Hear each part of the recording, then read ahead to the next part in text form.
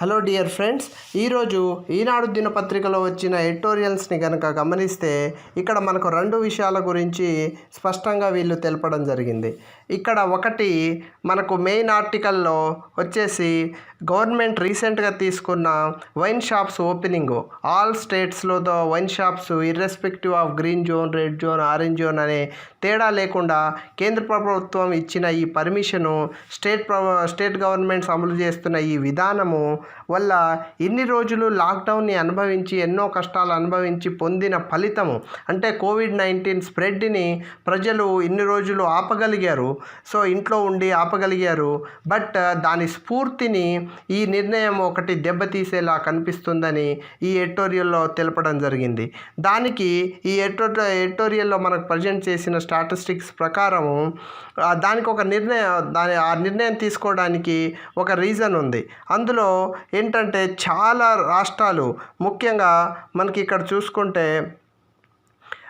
ఉత్తరప్రదేశ్ కానివ్వండి, ఉత్తరాఖండ్, కర్ణాటక పన్ను రాబడుల్లో 20% పైగా, పశ్చిమ బంగాల్, ఛత్తీస్గఢ్, హిమాచల్ ప్రదేశ్, పంజాబ్, తెలంగాణ బడ్జెట్లో 15 నుండి 20% దాకా ఎక్సైజ్ శాఖ ద్వారానే అందిస్తున్నారన్నమాట.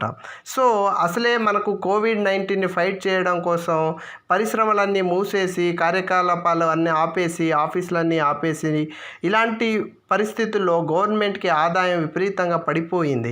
సో ఈ ఆదాయ మార్గంగా కూడా దీన్ని ఒక మేజర్ ఆదాయ మార్గంగా ఉన్న ఈ సెక్టార్ని కూడా కొంచెం సడలింపులతో, స్ట్రిక్ట్ మెజర్మెంట్స్తో, మనకు సోషల్ డిస్టెన్సింగ్ పాటించే విధంగా నిబంధనల్ని కఠినతరం చేస్తూ ఈ పర్మిషన్స్ ఇవ్వడం అన్నది ఒక కారణం. అయితే మనకి ఇక్కడ కీలకంగా మనం ఒకసారి చూసుకుంటే దీన్ని వివిధ రాష్ట్రాలు, చాలా రాష్ట్రాలు కూడా ఈ పాలసీ తీసుకోవాలి. దీంట్లో అయితే రీసెంట్గా సెంట్రల్ గవర్నమెంట్ ప్రకటించిన ఉద్దీపన ప్యాకేజీ, ఆర్థిక ఉద్దీపన ప్యాకేజీ రూపంలోనే మరో ప్యాకేజీ రూపంలో ప్రజలందరికీ కూడా సహాయపడాలని ప్రజలందరూ కోరుకుంటుంటే, రాష్ట్రాలు తమ ఆదాయానికి గండిపడకుండా కొంచెమైనా ఆర్థిక సహకారం కేంద్ర ప్రభుత్వం నుండి రావాలని రాష్ట్రాలు కోరడం జరిగింది. అయితే ఈ రెండు నిర్ణయాలు కాకుండా కేంద్ర ప్రభుత్వము ఈ వైన్ షాప్స్ ఓపెన్ చేయడానికి అవకాశం కల్పించడం ద్వారా రాష్ట్ర ప్రభుత్వాలకి కొంతైనా ఆదాయం మెరుగుపరుచుకునే అవకాశాన్ని కల్పించినట్లయింది. దీన్ని ఢిల్లీ 75%, ఆంధ్రప్రదేశ్ 75%, తెలంగాణ సగటున 16%, పశ్చిమ బంగాల్ 30% అదనపు వసూళ్లతో చాలా ఆదాయాన్ని అందిపుచ్చుకున్నాయి. అయితే ఇక్కడ మనం గమనించాల్సింది ఏంటంటే, లిక్కర్ షాపుల ముందు కిలోమీటర్ల కొద్దీ బారులు తీరిన జనం రికార్డు స్థాయి కొనుగోలు జరపడంతో పెరిగిన డిమాండ్కు అనుగుణంగా డిస్టిలరీల్ని మరిన్ని షిఫ్టుల్లో పనిచేసేందుకు అనుమతించాలని పరిశ్రమ వర్గాలు కోరుతున్నాయి. అయితే ఈ 40 రోజుల నిర్బంధం తాలూకు ప్రయోజనాల్ని ఇలా ఈనగాచి నక్కలు పాలు చేయడం ఏమిటన్న పౌర సమాజం ప్రశ్నకు మాత్రం ఇక్కడ సమాధానం దొరకట్లేదని ఈ ఎడిటోరియల్లో మనకు చెప్పడం జరిగింది. ఇక్కడ మరికొన్ని స్టాటిస్టిక్స్ని కనుక మనం గమనిస్తే, ఇండియా మొత్తంలో కూడా దాదాపు 16 కోట్ల మంది వ్యసనపరులు ఉన్నారు. అంటే ఈ మందుకి బానిసైన వాళ్ళు ఉన్నారు. సో ఇండియాలో కోట్లాది కుటుంబాల పాలిట ఈ మందు వ్యసనం అంటే మద్యానికి బానిసైన వాళ్ళ వల్లనే దాదాపు రోజుకి 700 మరణాలు ఇండియాలో జరుగుతున్నాయి. అయితే ఇక్కడ గమనించాల్సింది ఏంటంటే, రోజుకి 700 మరణాలు ఇండియాలో జరుగుతుంటే రోజుకి 700 కోట్ల రూపాయలు మన రాష్ట్ర ప్రభుత్వానికి కానీ కేంద్ర ప్రభుత్వానికి కానీ పన్ను రూపంలో మనకు ఇక్కడ ఇస్తున్నారు. డాక్టర్ల సజెషన్స్ ప్రకారం ఏంటంటే, మనకు 230 వ్యాధులకు ఒక్క లిక్కరే కారణమవుతుందని వైద్య నిపుణులు చెప్తున్నారన్నమాట. సో ఈ మహమ్మారి వల్ల కుటుంబ జీవన సౌభాగ్యం చెరిగిపోతుందని సామాజికవేత్తలు మొత్తుకుంటున్నారు. మనకు 2004-05లో మనకు 28,000 కోట్లుగా ఉన్న దేశవ్యాప్త ఎక్సైజ్ రాబడి అంతకు 10ంతలుగా ఎప్పుడో దాటిపోయింది. సో ఇక్కడ మనం ఏంటంటే, ఇక్కడ ఎక్సైజ్ డిపార్ట్మెంట్ కానీ ఈ మద్యాన్ని ప్రజలకు అందుబాటులో ఉంచడం కానీ, దీన్ని మనం స్టాటిస్టికల్గా ఒక డబ్బుల రూపంలో మనం కొలుచుకుంటే దానికి సామాజికంగా జరిగే అనర్థాన్ని మనం ఒక సంఖ్యతోనో ఒక అంకెతోనో దాన్ని కొలవలేము అని ఇక్కడ తెలపడం జరిగింది. సో మద్యం ఏరులై పారడం వల్ల పా పెను సామాజిక విధ్వంసము జరిగే అవకాశం ఉందని, 25 ఏళ్లకే పెనిమిటిని కోల్పోయిన లక్షలాది తల్లుల క్షోభ రూపేణా ఇప్పటికే కళ్ళకు కడుతుందని ఈ ఎడిటోరియల్లో చెప్పడం జరిగింది. లాక్డౌన్ కాలంలో గాలి, నీరు, నేల, నింగి లాంటి పంచభూతాలు తేటపడినట్లు లిక్కర్ షాపులు బంద్ అయిపోవడంతో కోట్లాది కుటుంబాలు తెరిపిన పడ్డాయి. సో మందుదారులు మూసుకుపోవడం, తప్పనిసరి గృహ నిర్బంధంతో వ్యసనపరుల పరివర్తనకు మేలుబాటలు పడ్డాయి. సో ఒక్కసారిగా లిక్కర్ షాపులు తెరవడంతో మందు కోసం మూగిన జనసమూహాలు భౌతిక దూరం వంటి లక్ష్మణ రేఖల్ని చెరిపేశాయి. మధుమేహం, బీపీ వంటి సాంక్రమికేతర వ్యాధులున్న వారు కోవిడ్కి ఎక్కువ శాతం ఇంపాక్ట్ అవుతారు. సో త్వరగా కోవిడ్ బారిన పడతారు. ఇమ్యూనిటీ పవర్ లేకపోవడం వల్ల వారికి వైద్యం కూడా అందించడం చాలా కష్టమవుతుందని వైద్యులు ఈపాటికే హెచ్చరిస్తున్నారు. సో మనం ఇదే సమయంలో ఆదాయాన్ని పెంచే మార్గాన్ని కూడా మనం ఇక్కడ వేరే విధంగా చూసుకుంటే బాగుంటుంది. ఇదే సమయంలో మనం ఈ సెకండ్ ఆర్టికల్ని కనుక గమనిస్తే, ఇంటి నుంచే హలో డాక్టర్ అనే హెడ్డింగ్ కింద ఇక్కడ టెలిమెడిసిన్ గురించి రాయడం జరిగింది. సో ఇండియాలో లాక్డౌన్ పీరియడ్లో టెలిమెడిసిన్ అనేది విపరీతంగా దాని సేవల్ని మెరుగుపరుచుకునే అవకాశం, వాడుకునే అవకాశం ఇక్కడ దొరికిందని ఇక్కడ ఈ రైటర్ గారు చెప్తున్నారు ఎడిటోరియల్లో. సో ఇక్కడ ఏంటంటే టెలిమెడిసిన్ వల్ల మనకు మంచి ప్రయోజనాలు ఉన్నాయనేసి ప్రపంచ ఆరోగ్య సంస్థ కూడా ప్రతిపాదిస్తుంది. సో మనకి దేశంలో దూరాన ఉన్న రూరల్ ప్రాంతంలో ఉన్న ప్రజలకి డాక్టర్ల అందుబాటు చాలా తక్కువగా ఉంది. అలాంటి టైంలో మనకు టెలిమెడిసిన్ ద్వారా ప్రజలకి వైద్య సదుపాయాలని కానీ సజెషన్స్ని కానీ ఇవ్వడం ద్వారా మనకు మరింత పట్టణంలో ఉన్న వైద్య సదుపాయాలు గ్రామీణ ప్రాంతాల్లో కూడా గ్రామీణ ప్రాంతాల దాకా వచ్చే అవకాశాన్ని ఈ సాంకేతిక విప్లవం ద్వారా మనం సాధించవచ్చు అనేసి ఈ ఆర్టికల్లో మనకు ఎక్స్ప్లెయిన్ చేయడం జరిగింది. టెలివైద్యం తొలి అడుగులు మన దేశంలోనే 2001లోనే పడ్డాయి. అంతరిక్ష పరిశోధన సంస్థ ఇస్రో సహకారంతో ఈ చరవాణి వైద్యాన్ని ఓ కార్పొరేట్ వైద్య సంస్థ అప్పట్లోనే ప్రారంభించింది. చిత్తూరుకి 20 కిలోమీటర్ల దూరంలో ఉన్న అరగొండ గ్రామంలో తొలిసారి ఈ విధానాన్ని అమలుపరిచారు. ఆపై ఈశాన్య రాష్ట్రాల్లోని 45 కుగ్రామాలకు ఈ వైద్య సేవలను విస్తరించారు. 135 కోట్ల జనాభా గల దేశంలో 70% ప్రజలు మారుమూల ప్రాంతాల్లో నివసిస్తున్నారు. కానీ కేవలం 30% పట్టణాలు, నగరాల్లో ఉన్నారు. కానీ పట్టణాలు, నగరాల్లోనే 80% పైగా వైద్య సదుపాయాలు ఉన్నాయి. ఈ 70% ఉన్న గ్రామీణ ప్రాంతాల్లో మాత్రం ఓ 20% మాత్రమే వైద్య సదుపాయాలు అంతంత మాత్రంగానే ఉన్నాయి.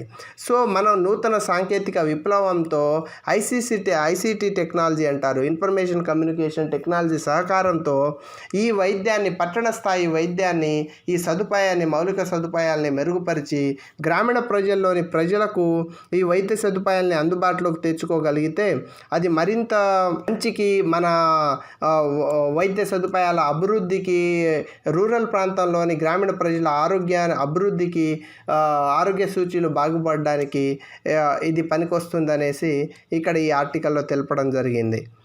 అయితే ఇక్కడ ఏంటంటే మనకు దీని గురించి ఒక విమర్శ కూడా చేయడం జరుగుతున్నారు.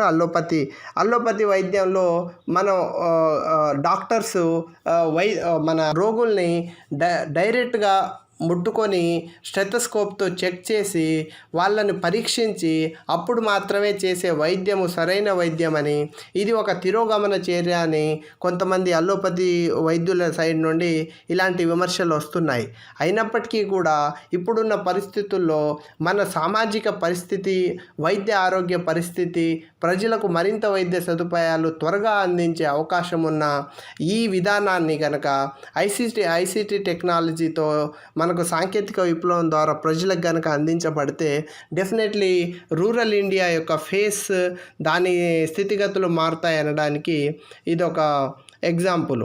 ఇక్కడ కనుక మనం గమనిస్తే దాదాపు ఇక్కడే మనకు ఇండియన్ హెల్త్ సెక్టార్లో మనకు ఎంత బడ్జెట్ ఉంది అన్నది ఇక్కడ మనం గమనించవచ్చు. సో ఈ సంవత్సరం వచ్చేసి మనకు బడ్జెట్ 2020లో ఫైనాన్స్ మినిస్టర్ నిర్మలా సీతారామన్ గారు 69,000 కోట్ల రూపాయలని హెల్త్ సెక్టార్ కోసం మన బడ్జెట్లో ప్రపోజ్ చేయడం జరిగింది. సో ఇక్కడ కనుక మనం గమనిస్తే ఇక్కడ చాలా మంచి విషయాన్ని మనకు ఆర్థిక మంత్రి గారు ప్రపోజ్ చేయడం జరిగింది. I propose to expand Jan Aushadhi schemes to provide for all hospitals under Ayushman Bharat by 2025. ఇక్కడ ఏంటంటే 2025 కెల్లా జన్ ఔషధీస్ అంటే మనకు ఇండియాలో తయారయ్యే జనరిక్ మందులు సేమ్ ఫార్ములాతో ఉన్నప్పటికీ కూడా ప్రజలు ప్రైవేట్ కంపెనీస్ నుండి వచ్చే మందుల్ని కొని ఎక్కువ ధరకు అమ్మడం వల్ల వాళ్ళకు పాకెట్ ఎక్స్పెండిచర్ అంటే జనాల జేబుల నుండి ఎక్కువ ఖర్చుకి దారితీస్తుంది. అదే జనరిక్ మెడిసిన్స్ని వాడితే దాదాపు 10 వంతులు తక్కువకి 100 రూపాయలకి బయట మన కంపెనీ మెడిసిన్స్ కనుక దొరికితే ఇక్కడ 10 రూపాయలకే సేమ్ మెడిసిన్ సేమ్ ఫార్ములాతో దొరుకుతుందన్నమాట. సో ఇలాంటి జనౌషధి అనే ఫెసిలిటీస్ని ఆయుష్మాన్ భారత్ అనే స్కీమ్ కింద 2025కి ప్రతి హాస్పిటల్లో ప్రతి చోట కూడా ఇలాంటి ఫెసిలిటీస్ క్రియేట్ చేయడానికి యూనియన్ బడ్జెట్లో నిర్ణయం తీసుకోవడం జరిగింది. ఇక్కడ కనుక మనం చూసుకుంటే గవర్నమెంట్ నిర్ణయం ప్రకారం 70,000 కోట్ల రూపాయలు ఇండియాలో ఫిట్ ఇండియా అనే ప్రోగ్రాం కింద ప్రమోట్ చేయడానికి వాడుతున్నారు. సో ఇక్కడ హాస్పిటల్ సంఖ్యను పెంచడం కానీ రెయిన్బో మిషన్ కింద మనకు ఈ ఇమ్యునైజేషన్ స్కీమ్స్ని పెంచడం కానీ మరియు ఈ మెడికల్ ఎక్స్పెన్సెస్ కానీ మెడికల్ డివైజెస్ మీద వచ్చే ట్యాక్సెస్ అన్నిటినీ కూడా మెడికల్ ఫెసిలిటీస్ ఇండియాలో మెడికల్ ఫెసిలిటీస్ పెంచడం కోసం వాడతామనేసి బడ్జెట్లో ప్రపోజ్ చేయడం జరిగింది. కానీ మనకు వరల్డ్ హెల్త్ ఆర్గనైజేషన్ రిపోర్ట్ ప్రకారం మనం కనుక గమనిస్తే ఇక్కడ ఇండియాలో ఉన్న పరిస్థితులు మనకు కొంచెం అర్థమవుతాయి. సో ఇక్కడ మనకు world health organisation health report ఏం చెప్తుందంటే India has world's highest deaths of mothers and children. So నవజాత శిశువులు కానీ బాలింత గర్భిణులు కానీ బాలింత తల్లుల మరణం కూడా ఇండియాలోనే వరల్డ్ హయ్యెస్ట్లో ఉంది, ప్రపంచంలోనే అత్యధికంగా ఉంది. సో మెటర్నల్ మోర్టాలిటీ రేట్ అంటారు, అంటే 1000 మంది బాలింతలకి అంటే అప్పుడే శిశువుకి జన్మనిచ్చిన మదర్స్కి 178 మంది చనిపోతున్నారు ఇండియాలో. అదే ఇన్ఫాంట్ మోర్టాలిటీ రేట్ అయితే అంటే 5 ఏళ్ల కంటే తక్కువ ఉన్న చిన్నారులు చనిపోయే రేటు 1000కి 40 మంది ఉన్నారు. అది మనకు children under 5 are malnourished highest in world. అంటే మనకు 5 సంవత్సరాల కంటే తక్కువ ఉన్న చిన్నారుల్లో ఉన్న మాల్ న్యూరిష్మెంట్ అంటే మనకు పోషకాహార లోపము 47% ఉంది. ఇవన్నీ కూడా చాలా బాధపడాల్సిన ఫిగర్స్. వీటిని ఇంప్రూవ్మెంట్ చేయడానికి గవర్నమెంట్స్ ఇమీడియట్ స్టెప్స్ తీసుకోవాల్సిన అవసరం ఎంతో ఉంది. మనకు ఇక్కడ ఒక విషయం గమనిస్తే drop in government health spends. So 2014లో 37,000 కోట్లు స్పెండ్ చేస్తే అదే 2015లో 33,000 కోట్ల 150 కోట్ల రూపాయలని ఇవ్వడం జరిగింది. సో ఇక్కడ మనకు నేషనల్ హెల్త్ పాలసీ ప్రకారం 2015లో టార్గెట్ 2.5% ఆఫ్ జీడిపి పెడితే అదే ఎన్డీఏ గవర్నమెంట్ అప్పటికి 2015లో 1.2% ఆఫ్ జీడిపి ఇచ్చింది. ఇది వరల్డ్ హెల్త్ ఆర్గనైజేషన్ రిపోర్ట్ ప్రకారం వస్తున్న ఇది. మనకు వరల్డ్ హెల్త్ ఆర్గనైజేషన్ సజెషన్స్ ప్రకారం రికమెండేషన్స్ ప్రకారం మనకు ఇండియాలో ఉండాల్సిన రిపోర్ట్స్ మనకు హాస్పిటల్స్ బెడ్స్ ఒక్కసారి కనుక ఇక్కడ గమనిస్తే 3.5 హాస్పిటల్ బెడ్స్ ఫర్ 1000 పీపుల్ ఉండాలి. అయితే ఓన్లీ 1 డాక్టర్ ఫర్ 1700 పాపులేషన్ ఉండాలి. కానీ ఇండియాలో ఇక్కడ కనుక చూసుకుంటే ఓన్లీ 0.7 బెడ్స్ ఉన్నాయి ఫర్ 1000 పీపుల్. అండ్ మనకు ఒక 3,40,000 మంది అదనపు డాక్టర్స్ బై 2020 అంటే ఈ సంవత్సరంకెల్లా మనకు ఉండాలి. ఇక్కడ కూడా మనం కరెంట్ సిచ్యువేషన్లో కరోనా సిచ్యువేషన్లో కూడా మనం గమనిస్తే డాక్టర్ల కొరత, బెడ్ల కొరత, వెంటిలేటర్ల కొరత మనకు విపరీతంగా ఉన్నట్టు మనం ఇక్కడ గమనించవచ్చు. ఇక్కడే ఇప్పుడే చెప్పుకున్నాం కదా, out of pocket expenditure on health among the highest in the world.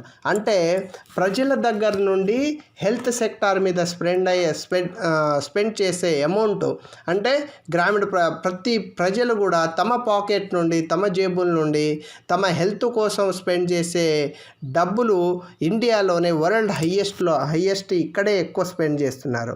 అంటే గవర్నమెంట్ ఇక్కడ ఇంటర్వ్యూన్ అవ్వాల్సిన అవసరం ఎంతో ఉందన్నమాట.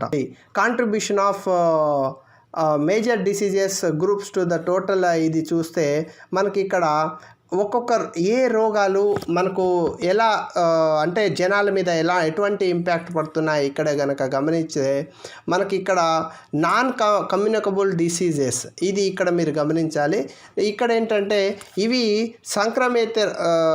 ఒకరి నుండి ఒకరికి సంక్రమించేవి కావు, కానీ లైఫ్ స్టైల్ వల్ల, జీవన విధానం వల్ల వచ్చే జబ్బులు మాత్రం మనకు 90sలో 30% ఉంటే ఇప్పుడు 2016కి 55% పెరిగాయి. అదే కమ్యూనికబుల్ డిసీజెస్ అంటే సంక్రమిత రోగాలు, అంటే కోవిడ్ కూడా ఒక కమ్యూనికబుల్ డిసీజ్ అన్నట్టు, అంటే ఒకరి నుండి ఒకరికి సంక్రమించేది.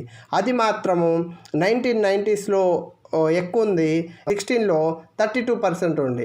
అంటే ఏం సజెస్ట్ చేస్తుంది, గవర్నమెంట్ తీసుకున్న ఇమ్యునైజేషన్ ఇంపాక్ట్ అయి ఉండొచ్చు, లేకపోతే తీసుకున్న హెల్త్ మెజర్మెంట్స్, జనాల్లో వచ్చిన హెల్త్ అవేర్నెస్, దానివల్ల ఒకరి నుండి ఒకరికి సంక్రమించే ఈ జబ్బులు మాత్రం తగ్గాయి. ముఖ్యంగా దానికి మనం ఇమ్యునైజేషన్ ప్రోగ్రామ్కి సంబంధించింది మేజర్ క్రెడిట్ కూడా ఇండియాలో తీసుకున్న ఇమ్యునైజేషన్ ప్రోగ్రామ్ ఇంప్రూవ్మెంట్, ఇప్పుడు రెయిన్బో అనే ప్రోగ్రామ్ లాంటి ప్రోగ్రామ్స్ తీసుకోవడం, చిన్నపిల్లలకి polio drops, DPT drops, booster drops అవి వేయడం వల్ల రోగనిరోధక శక్తి పెరిగి ఈ కమ్యూనికబుల్ డిసీజెస్, వైరస్ డిసీజెస్ కొంచెం తక్కువ స్ప్రెడ్ అవ్వడానికి కారణమవుతుంది. రీసెంట్గా కూడా మనం గమనిస్తే బీసీజీ టీకాలు ఇండియాలో గత శతాబ్దం నుండి దాదాపు 70-80 సంవత్సరాల నుండి వేయడం వల్ల ఈరోజు వైరస్ డిసీజెస్ ఎక్కువ స్ప్రెడ్ కాకుండా మనం తట్టుకోగలుగుతున్నాం.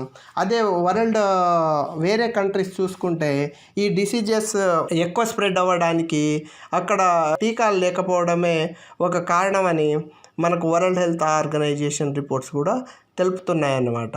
అదే ఇక్కడ మనం చూసుకుంటే గవర్నమెంట్ బడ్జెట్ హెల్త్ సెక్టార్కి సంబంధించి ఇక్కడ మనకు ఒక మంచి స్కీమ్స్ కూడా అనౌన్స్ చేయడం జరిగింది. అదే 69,000 కోట్ల అలొకేషన్ జరిగితే దాంట్లో టీబీ హరేగా దేశ్ జీతేగా క్యాంపెయిన్ కూడా లాంచ్ చేయడం జరిగింది. అంటే 2025 టీబీని భారతదేశంలో లేకుండా చేయాలని గవర్నమెంట్ నిర్ణయించుకోవడం, కేంద్ర ప్రభుత్వం నిర్ణయించుకోవడం, రాష్ట్రాల సహకారంతో అది సాధిస్తే భారతదేశం ఈ టీబీ సంబంధించి ప్రపంచ కొన్ని దేశాలే వీటిని కంట్రోల్ చేయగలిగాయి. అలాంటి దేశ స్థాయిలో మనం కూడా ఉండే అవకాశం ఉంటుంది. ఇక్కడే కనుక మనం గమనిస్తే India for capital health spending, అంటే ఫర్ క్యాపిటా హెల్త్ స్పెండింగ్ అంటే ఇండియాలో ఉన్న జనాభాకి ఒక్కొక్క మనిషి మీద ఇండియా స్పెండ్ చేసే అమౌంట్ వచ్చేసి 1,657 రూపాయలు. దీన్ని కనుక మన చుట్టుపక్కల ఉన్న దేశాలతో కనుక పోల్చి చూస్తే ఇక్కడ మాల్దీవ్స్ ఇట్సెల్ఫ్ అతి చిన్న కంట్రీ అయిన సముద్రపు దేశమైన మాల్దీవ్స్ 7.70%, అదే థాయిలాండ్ 2.90%, భూటాన్ 2.55%, ఈస్ట్ తైమూరు 2.24%, శ్రీలంక మన పక్కనే ఉన్న శ్రీలంక 1.68%, ఇండోనేషియా 1.40%, అదే ఇండియా అయితే 1.28%. అంటే మనం శ్రీలంక, ఇండోనేషియా, థాయిలాండ్, మాల్దీవ్స్ కంటే, ఈవెన్ భూటాన్ కంటే, మన పక్కనే ఉన్న అతి చిన్న దేశమైన భూటాన్ కంటే కూడా, పర్వత ప్రాంత దేశమైన భూటాన్ కంటే కూడా ఇండియా తక్కువ స్పెండ్ చేస్తుందనడానికి ఈ వరల్డ్ హెల్త్ ఆర్గనైజేషన్ ఇచ్చిన రిపోర్టు ఇండియన్ బడ్జెట్ అలొకేషన్లో ఇండియా యొక్క బడ్జెట్ హెల్త్ సెక్టార్కి కేటాయించిన బడ్జెట్ని కనుక ఒక్కసారి విశ్లేషిస్తే మనం అందరం కూడా గమనించవచ్చు. సో డియర్ ఫ్రెండ్స్, ఇది దీనికి సంబంధించిన ఆర్టికల్, ఇది హెల్త్ సెక్టార్కి సంబంధించిన ఆర్టికల్. ఇదే సందర్భంలో మనం కనుక ఈ ఆర్టికల్ని కనుక తీసుకుంటే సమగ్ర వ్యూహంతో సమరబేరి, ఇక్కడ దీన్ని కేంద్ర మంత్రి వర్యులు ప్రకాష్ జవదేకర్ గారు రాయడం జరిగింది. ఇది కేంద్ర ప్రభుత్వము కోవిడ్పై పోరు కోసం మోడీ గవర్నమెంట్ కానీ కేంద్ర ప్రభుత్వం కానీ తీసుకున్న నిర్ణయాల గురించి విశ్లేషణాత్మకంగా ఇక్కడ రాయడం జరిగింది. అయితే ఇక్కడ మనం ఈ ఎడిటోరియల్ నుండి తీసుకోవాల్సిన ఇన్పుట్స్ ఏంటంటే, మనకు గవర్నమెంట్ ఇచ్చిన గవర్నమెంట్స్ తీసుకున్న మెజర్స్ ఏంటి, వాటి ద్వారా వాళ్ళు ఎటువంటి అవుట్పుట్ని వాళ్ళు ఎక్స్పెక్ట్ చేస్తున్నారు. అంటే ఇప్పుడు ప్రజలకు ఎన్ఆర్ఈజీఎస్ పేమెంట్ వేజెస్ పెంచడం జరిగింది, దాని ద్వారా ఎన్ని కుటుంబాలకి ఎంతవరకు ఇంపాక్ట్ పడుతుంది. ఎన్ఆర్ఈజీఎస్ పేమెంట్స్ మనకు పెంచడం ద్వారా ప్రతి కుటుంబానికి కూడా 2,000 రూపాయలకు పైగా అమౌంట్ అందుతుందన్నది కేంద్ర ప్రభుత్వపు అంచనా. ఇలా అంటే మనకు ఇండియాలో మేజర్ పోర్షన్ దాదాపు 90 కోట్ల మందికి ఏదో ఒక రూపంగా కేంద్ర ప్రభుత్వము హెల్ప్ చేసే ఆలోచన చేసింది అనేసి ఇక్కడ మనకు రాయడం జరిగింది. ఇవి ఏ స్టెప్స్ని కనుక మన గవర్నమెంట్ తీసుకుందో మనం ఒక్కసారి కనుక విశ్లేషించుకుంటే, ఇక్కడ మనం ఒక్కొక్క సెక్టార్ వైజ్ కనుక చూసుకుంటే ఫుడ్ రిలేటెడ్ అంటే ఆహార సంబంధిత మెజర్మెంట్స్ని కనుక మనం ఒక్కసారి చూస్తే, దాదాపు భారతదేశంలో ఉన్న 90 కోట్ల మందికి ఎటువంటి ఆకలి బాధలు లేకుండా ప్రభుత్వం తరపు నుండి ధాన్యాలు కానీ పప్పు దినుసులు కానీ ఆహార ధాన్యాలు కానీ అందేటట్టు మనకు గరీబ్ కళ్యాణ అన్న యోజన అనే స్కీమ్ కింద, ఫుడ్ స్కీమ్ కింద నిర్ణయం తీసుకోవడం జరిగింది. ఇప్పటికే వైట్ రేషన్ కార్డు ఉన్న ప్రతి ఒక్కరికి కూడా 5 కేజీల బియ్యం కానీ లేకపోతే గోధుమలు కానీ ఇస్తుంటే, దానికి అదనంగా ఇంకో 5 కేజీల బియ్యం కానీ గోధుమలు కానీ నెక్స్ట్ మంత్ 3 మంత్స్ దాకా ఇవ్వడానికి నిర్ణయం తీసుకోవడం జరిగింది. దీంతో పాటే వాళ్ళకు మాంసకృతులు కానీ పోషకాహార లోపం ఏది ఏర్పడకుండా 1 కేజీ ప్రిఫర్డ్ పల్సెస్ అంటే మనకు పప్పు దినుసులు కూడా ఇవ్వడానికి వారి రీజియన్స్ని బట్టి వారి ప్రాంతాలని బట్టి అక్కడ ఏ పప్పు దినుసులు తింటారో అవి పప్పు దినుసులు సరఫరా చేసుకోవడానికి కూడా నిర్ణయం జరిగిందన్నమాట. సో ఇదంతా కూడా పబ్లిక్ డిస్ట్రిబ్యూషన్ సిస్టమ్ ద్వారా, ఇండియాలో ఎస్టాబ్లిష్ అయి ఉన్న పబ్లిక్ డిస్ట్రిబ్యూషన్ సిస్టమ్ ద్వారా కూడా ఇది జరిగింది. సో దాని తర్వాత డైరెక్ట్ బెనిఫిట్ ట్రాన్స్ఫర్స్, దీన్ని డీబీటీ ట్రాన్స్ఫర్స్ అంటారు. దీని ద్వారా కేంద్ర ప్రభుత్వం అతిపెద్ద రిలీఫ్ ప్యాకేజ్ని కూడా అందించింది. సో ఇక్కడ మనకు పిఎం కిసాన్ అనే స్కీమ్ కింద ప్రతి రైతుకి కూడా ఇర్రెస్పెక్ట్ వాళ్ళకి ఎన్ని ఎకరాలు ఉన్నప్పటికీ కూడా 5 ఎకరాల బిలో ఉన్న ప్రతి రైతుకి కూడా ఆ కుటుంబానికి 6,000 రూపాయలు ప్రతి సంవత్సరం కేంద్ర ప్రభుత్వం నుండి ఇస్తున్నారు. దీన్ని 3 విడతలుగా ఇవ్వడం జరిగింది. సో అందులో భాగంగా ఈ ఫైనాన్షియల్ ఇయర్కి మనకు ముందే ఈ 2,000 రూపాయలు రైతుల అకౌంట్లో జమ చేయడం జరిగింది. ఇక్కడ ఎన్ఆర్ఈజీఎస్ అంటే Mahatma Gandhi national employment guarantee act కింద, ఆ ప్రోగ్రాం కింద మనకు వేజ్ ఇంక్రిమెంట్, వాళ్ళ కూలీల కనీస వేతన ఇంక్రిమెంట్ 182 రూపాయల నుండి 202 రూపాయలకి పెంచడం ద్వారా దాదాపు 50 మిలియన్ ఫ్యామిలీస్ దీనివల్ల ఇంపాక్ట్ అవ్వబోతున్నాయి అన్నట్టు. సో దీని ద్వారా ప్రతి కుటుంబానికి కూడా ఈ 3 నెలల్లో 2,000 రూపాయల దాకా అదనపు సహాయం అందే అవకాశం ఉంది. అలాగే 30 మిలియన్ల సీనియర్ సిటిజన్స్, వీడోసు అండ్ డిజేబుల్డ్స్ ఉన్న వాళ్ళందరికీ కూడా వన్ టైం ఎక్స్గ్రేషియా కింద దాదాపు 1,000 రూపాయలని 2 ఇన్స్టాల్మెంట్స్లో కేంద్ర ప్రభుత్వము ఈ 3 నెలల్లో అందించడానికి నిర్ణయం తీసుకుంది. సో అలాగే 200 మిలియన్స్ అంటే దాదాపు 20 కోట్ల మంది ఉమెన్ జన్ధన్ అకౌంట్స్లో అందరికీ కూడా జన్ధన్ అకౌంట్ ఉన్న ప్రతి ఒక్కరికి కూడా 500 రూపాయలని ఈ వచ్చే 3 నెలల్లో కూడా వేయడం జరిగింది. అలాగే మనకు 83 మిలియన్స్ ఫ్యామిలీస్ కవర్ అవుతున్న బిలో పావర్టీ లైన్స్ అంటే బీపీఎల్ ఫ్యామిలీస్ అందరికీ కూడా 3 నెలల ఎల్పిజి సిలిండర్కి సంబంధించిన అమౌంట్ని కూడా వాళ్ళ అకౌంట్లో జమ చేయడం జరిగింది. అలాగే దాదాపు 6,30,000 సెల్ఫ్ హెల్ప్ గ్రూప్స్ దాదాపు 70 మిలియన్స్ హౌస్ హోల్డ్స్ని కవర్ చేస్తాయన్నట్టు. సో అలాంటి వాళ్ళందరికీ కూడా ఎటువంటి కొలాటరల్స్, ఎటువంటి హామీ లేని 2 లక్షల రూపాయల రుణాల్ని అందించేందుకు కేంద్ర ప్రభుత్వం నిర్ణయం తీసుకుంది. సో అలాగే స్టేట్ గవర్నమెంట్స్ అన్నిటికీ కూడా వెల్ఫేర్ ఫండ్ నుండి ఉన్న డబ్బుల్ని నిర్మాణ కార్యక్రమాలకి కానీ డిస్ట్రిక్ట్ మినరల్ ఫండ్ దానికి వచ్చే డబ్బుల్ని కూడా దాదాపు 10 బిలియన్ రూపీస్ 310 బిలియన్ రూపీస్ వాటినన్నిటినీ కూడా వెల్ఫేర్ మెజర్స్కి, ఎకనామిక్ డిస్రప్షన్కి గురి కాకుండా ఉండేందుకు ఈ అమౌంట్ని వాడుకోవాలని కేంద్ర ప్రభుత్వం వాళ్ళకు డైరెక్షన్స్ ఇచ్చినాయి. సో హెల్త్ సెక్టార్కి సంబంధించి చూసుకుంటే మనకు దాదాపు మెడికల్ ఇన్సూరెన్స్ అంటే ఈ కరోనా క్రైసిస్ టైంలో పనిచేస్తున్న అందరికీ కూడా ఈ పారిశుద్ధ కార్మికులకి, డాక్టర్లకి, నర్సులకి, లో గ్రేడ్ ఉన్న ప్రతి ఒక్కరికి కూడా అందరికీ కూడా దాదాపు 50 లక్షల రూపాయల ఇన్సూరెన్స్ని కేంద్ర ప్రభుత్వమే భరించింది.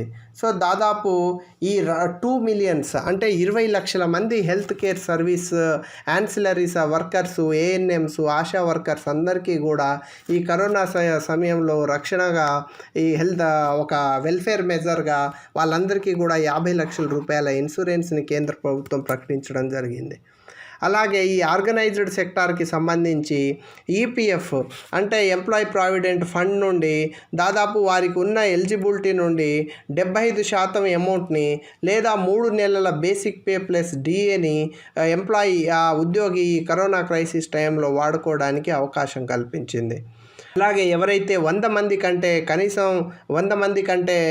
కనీస ఉద్యోగులు 100 కంటే ఎక్కువ ఉన్న ప్రతి ఆర్గనైజేషన్కి దానికి సంబంధించిన ఆర్గనైజేషన్స్ ఇప్పుడు మూసేయడం వల్ల వాళ్ళకి ఆర్థిక భారం కాకుండా కేంద్ర ప్రభుత్వమే ఈ ఈపీఎఫ్ ఎంప్లాయీ ప్రావిడెంట్కి సంబంధించిన ఆ ఎంప్లాయర్ పోర్షన్ ఉంటుంది. అంటే ఇక్కడ ఉద్యోగి కడతారు, ఉద్యోగి తరపున ఉద్యోగం ఇచ్చే సంస్థ కూడా సగం పిఎఫ్ డబ్బులు కడుతుందన్నమాట. దానికి సంబంధించి ఆ డబ్బు 3 నెలల వ్యయాన్ని కూడా కేంద్ర ప్రభుత్వమే భరించడానికి ముందుకొచ్చింది. అలాగే మనకు దాదాపు ఇవన్నీ కూడా ఎకనామిక్ స్టిమ్యులస్ మెజర్స్ కూడా తీసుకోవడం జరిగింది. ఏంటంటే మనకు ఇప్పుడు ప్రతి కస్టమర్ కూడా ఏ బ్యాంక్ ఇర్రెస్పెక్టివ్ ఆఫ్ బ్యాంక్స్ ఏ బ్యాంక్ ఏటీఎంనైనా వాడుకొని వాళ్ళు మనీ విత్డ్రా చేసుకునే ఫెసిలిటీ వితౌట్ ఛార్జెస్ ప్రొవైడ్ చేయడం జరిగింది. అలాగే మనకు ఈ 3 months బ్యాంక్రప్టసీ లేకుండా మనకు ఈ కస్టమర్స్కి ఎవరైనా లోన్స్ ఉన్న వాళ్ళందరికీ కూడా 3 months ఇన్స్టాల్మెంట్ డిఫర్మెంట్ అవకాశం ఇచ్చింది. అంటే ఎవరైనా లోన్ తీసుకుంటే ఈ 3 నెలలు కూడా ఇన్స్టాల్మెంట్స్ కట్టనవసరం లేదు, కానీ వాటికి వడ్డీ జమ అవుతుంది. సో ఆ వడ్డీని కట్టుకున్నా కూడా సరిపోతుందన్నమాట. సో ఆ విధంగా ఆర్థికంగా ఎవరికి భారం పడకుండా, ఎవరి మీద భారం పడకుండా కేంద్ర ప్రభుత్వము ఈ మారిటోరియం విధించడము, ఎటువంటి ఛార్జెస్ పడకుండా అవన్నీ కూడా సిబిల్ రిపోర్ట్లో ఎఫెక్ట్ కాకుండా కూడా నిర్ణయం తీసుకోవడము చాలా మంచి నిర్ణయం అన్నమాట. అలాగే కస్టమ్స్ మెజర్ అంటే ఎక్స్పోర్ట్స్, దాదాపు అన్ని ఎక్స్పోర్ట్స్ని బంద్ చేశారు, అన్ని ఎక్స్పోర్ట్స్ని నిషేధించడం జరిగింది. అందులో ముఖ్యంగా మెడికల్కి సంబంధించి సర్జికల్ మాస్క్ కానివ్వండి, డిస్పోజబుల్ మాస్క్ కానివ్వండి, టెక్స్టైల్ మెటీరియల్స్ ఆఫ్ మాస్క్ కానివ్వండి, and ventilators, oxygen, artificial respiratory apparatus అంటే ఈ వెంటిలేటర్స్, అలాంటి క్రిటికల్ హెల్త్ సపోర్ట్ సిస్టమ్స్కి సంబంధించిన శానిటైజర్స్, హైడ్రాక్సిక్లోరోక్విన్, వీటన్నిటిని formulations made from the hydroxychloroquine అన్నిటినీ కూడా ఎక్స్పోర్ట్ చేయకుండా బ్యాన్ చేసింది. అయితే వివిధ దేశాల ప్రత్యేక రిక్వెస్ట్ మీద భారతదేశం కొన్ని హైడ్రాక్సిక్లోరోక్విన్కి సంబంధించిన వాటిని ఎక్స్పోర్ట్ చేయడానికి పర్మిట్ ఇచ్చింది. అండ్ మనకి ఇంపోర్ట్కి సంబంధించి దాదాపు ఈ కస్టమ్స్ డ్యూటీ అని ఉంటుంది. అంటే వివిధ దేశాల నుండి మనం ఇంపోర్ట్ చేసుకునే ప్రతి వస్తువు మీద కస్టమ్ డ్యూటీ ఉంటుంది. ట్యాక్స్ కానీ సుంకం వేయడం జరుగుతుందన్నమాట. సో ఈ కస్టమ్ డ్యూటీని ఎత్తేసారు. అంటే పర్టికులర్లీ హెల్త్కి సంబంధించిన ఈ ఆర్టిఫిషియల్ రెస్పిరేషన్ వెంటిలేటర్స్ కానివ్వండి, therapeutic respirations, so face masks, surgical masks, personal protection equipment PPE kits అంటాము. అంటే ఈ వైరస్ ఇంకొకరి నుండి ఒకరికి సంక్రమించకుండా తీసుకునే జాగ్రత్త కోసం తీసుకునే ఒక ఆప్రాన్ లాంటిది. సో దాన్ని పీపీఈ ప్రొటెక్షన్ ఎక్విప్మెంట్ అంటారు. దాని మీద కోవిడ్-19 టెస్టింగ్ కిట్స్ మీద అండ్ ఇవి తయారు చేసే inputs manufacturing of aforesaid items, అంటే ఇవి తయారు చేయడానికి కావాల్సిన ఇన్పుట్స్ మెటీరియల్స్ మీద కూడా కస్టమ్స్ డ్యూటీని తీసేయడం జరిగింది. సో ఇలాంటి మెజర్స్ తీసుకోవడం వల్ల గవర్నమెంట్ పరిశ్రమలకి మరియు ప్రజలకి ఈ కరోనా క్రైసిస్ టైంలో మనకు ఎంతో హామీగా నిలబడడం జరిగింది. సో దీని గురించి మనకు ఈ ఆర్టికల్లో ఎక్స్ప్లెయిన్ చేయడం జరిగిందనమాట. సో ఇది ఈరోజు ఈ ఆర్టికల్కి సంబంధించిన విషయం అదనమాట. సో డియర్ ఫ్రెండ్స్, మనం ఆ ఆర్టికల్ని ఎడిటోరియల్ని చదివేటప్పుడు సమగ్రంగా దాని గురించిన అవగాహనను పెంచుకొని మనం ఈ ఎగ్జామ్ పాయింట్ ఆఫ్ వ్యూలో కానివ్వండి, లేకపోతే అవగాహన పాయింట్ ఆఫ్ వ్యూలో కానివ్వండి, దానికి సమగ్రంగా మనం విశ్లేషించుకుంటే అది పర్మనెంట్గా మన మైండ్లో ఉండిపోతుంది. అది ఎప్పుడైనా కూడా మనకు ఎగ్జామ్ పాయింట్ ఆఫ్ వ్యూలో ఏ ఎగ్జామ్ కూడా మనం ఆ విషయ అవగాహన కానీ విషయ పరిజ్ఞానాన్ని కానీ పెంచుకోవడానికి ఉపయోగపడుతుంది. Thank you all. Thank you for watching. Thank you friends.